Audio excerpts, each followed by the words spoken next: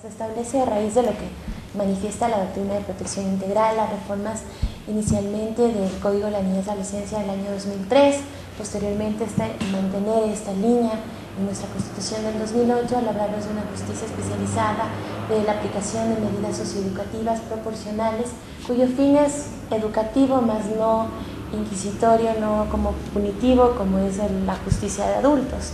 Entonces vamos a un nuevo esquema que responde al análisis integral del adolescente en conflicto con la ley penal para dar esta respuesta no solamente al tema de seguridad, sino también a que este adolescente vuelva a reinsertarse a nivel social, familiar.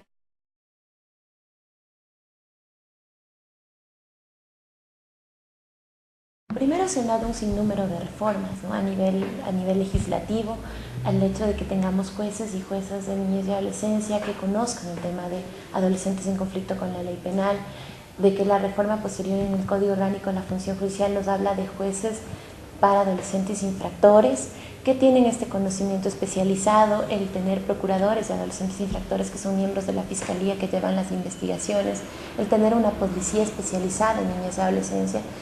¿Qué se ha hecho a nivel del sistema de protección integral? Varias capacitaciones a nivel de juzgados a través de la escuela judicial.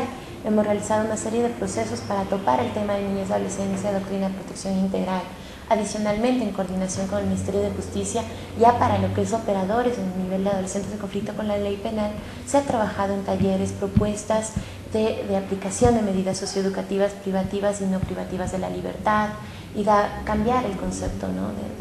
Cuál es el fin de estas medidas, cuál es el fin de este sistema de justicia especializada, por qué lo ha planteado así y cuál es su justificativo. Lamentablemente, como la reforma del Código Orgánico de la Función Judicial fue reciente y no ha habido una voluntad política desde el Consejo Nacional de la Judicatura anterior, el actual sí está en este nuevo proyecto, solamente existen a nivel Quito una jueza con un adjunto, a nivel Guayaquil existen 2 jueces titulares y un adjunto, y hay un juez en Machala, de lo que se tiene actualmente, de adolescentes en conflicto con la ley penal. En los demás casos siguen conociendo los jueces de niños y adolescencia a nivel cantonal. Ahí es el tema cuando es corte provincial. Entonces la corte provincial se llama Sala de lo Laboral, Familia, Niñez y Adolescencia. Lo que sí pasa es donde no hay juzgados de niñez y adolescencia, conocen los jueces de lo civil o los jueces de lo penal cuando no hay juez de lo civil, entonces, pero por competencia prorrogada, que se llama, cuando no existe el juez titular.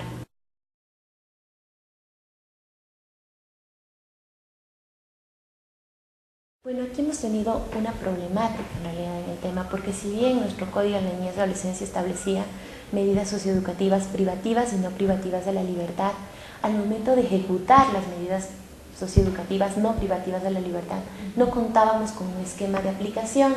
Entonces los jueces, contrario a lo que dice la doctrina, que se debería aplicar las medidas privativas como último recurso, aplican como único recurso porque no podían aplicar las otras medidas.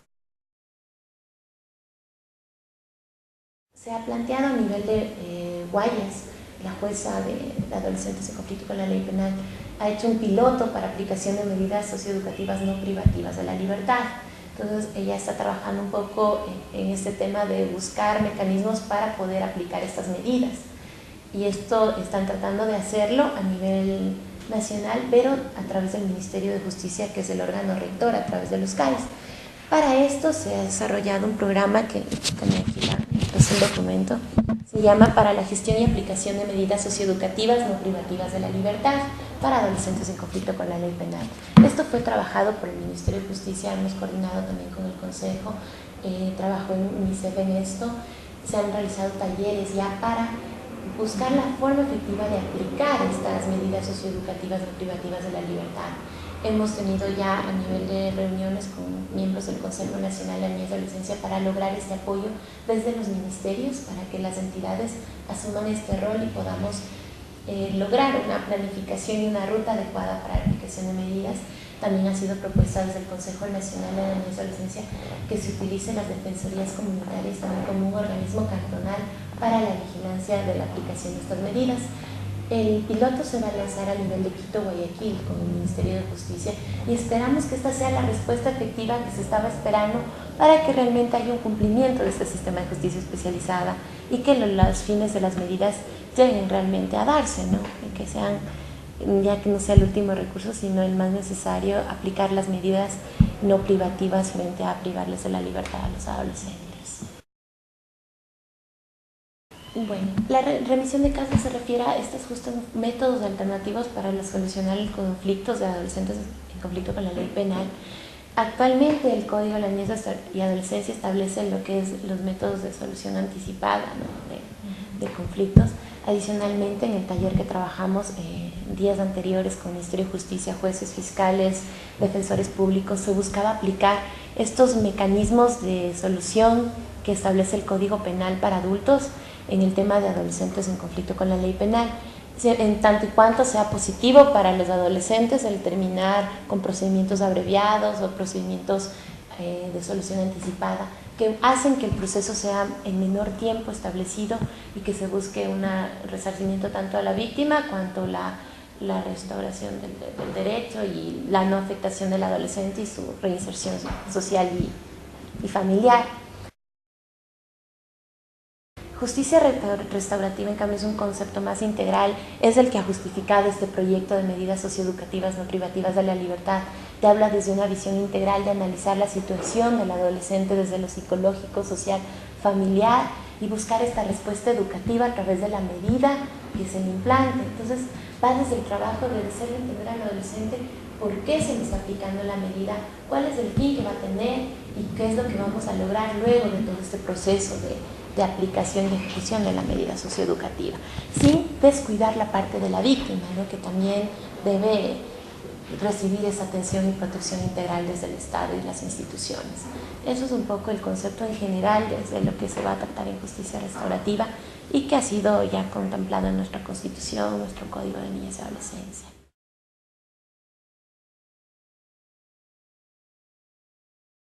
La problemática fundamental es la falta de jueces, ¿no? Jueces especializados en un primer momento, porque si el juez de niños y adolescencia conoce además de los casos de adolescentes de conflicto con la ley, todo lo demás que establece el Código, patria, potestad, tenencia, alimentos, que son una gran cantidad de casos, hay un alto represamiento de causas, entonces es difícil que se lleve un proceso más rápido, más eficaz, eficiente.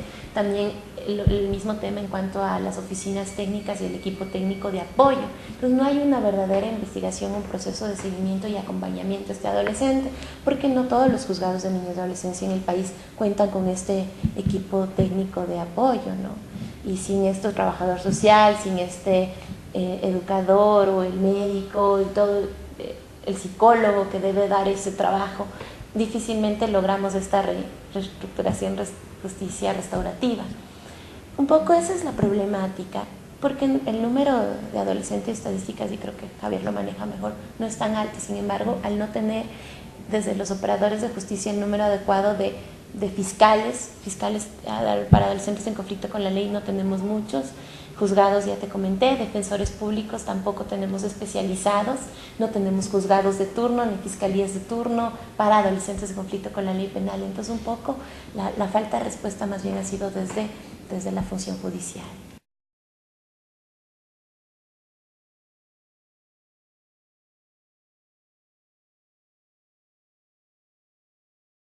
Lo maneja mejor, no es tan alto. Sin embargo, al no tener desde los operadores de justicia el número adecuado de fiscales para adolescentes en conflicto con la ley, no tenemos muchos. Juzgados, ya te comenté, defensores públicos tampoco tenemos especializados, no tenemos juzgados de turno ni fiscalías de turno para adolescentes en conflicto con la ley penal. Entonces, un poco la falta de respuesta más bien ha sido desde la función judicial. Eso tenía que haberlo hecho el Consejo Nacional de la Judicatura. Por eso es que estamos nosotros en este proceso de plantear al Consejo de la Judicatura de Transición de que haya una verdadera cambio, una verdadera reestructuración de la función judicial que vaya cambiando esta realidad en lo que es niñez y adolescencia. Nosotros hicimos una investigación como Consejo Nacional sobre la situación de los operadores de justicia. Esto ya fue presentado al Consejo de la Judicatura de Transición, al Ministerio de Justicia también, y esperamos que se les sirva de una herramienta base para que sigan estableciendo los programas y se sigan cambiando y dando recursos y creándose los juzgados que faltan. Y también la respuesta de los CAIS, que es muy necesaria. A nivel país tenemos 11 cuando el código garantiza que hayan 48, porque son 24 provincias y tiene que ser uno para género femenino, masculino, o sea, lo mínimo debería ser ese número. Tenemos 11, entonces son varias cosas que se tienen que ir cambiando.